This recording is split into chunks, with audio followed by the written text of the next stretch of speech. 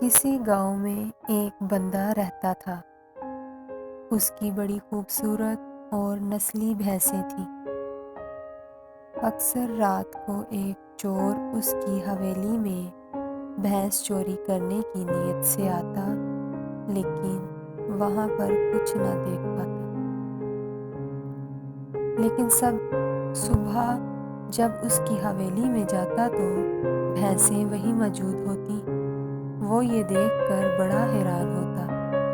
ایک دن اس چور نے بھینسوں کے مالک سے حیران ہو کر پوچھا، تمہاری بھینسیں بالکل محفوظ ہیں، چوری نہیں ہوتی۔ گاؤں میں تو اکثر لوگوں کی چوریاں اور جانور لوگ لے جاتے ہیں۔ یہ سن کر بھینسوں کے مالک نے کہا کہ میں آیت الکرسی پڑھ کر چاروں کونوں میں پھونک دیتا ہوں۔ اس طرح اگر آپ اپنے مال و اسباب پر آیت الکرسی پڑھ کر پھونک دیں تو کوئی بھی قیمتی چیز کبھی بھی چوری نہ ہوگی۔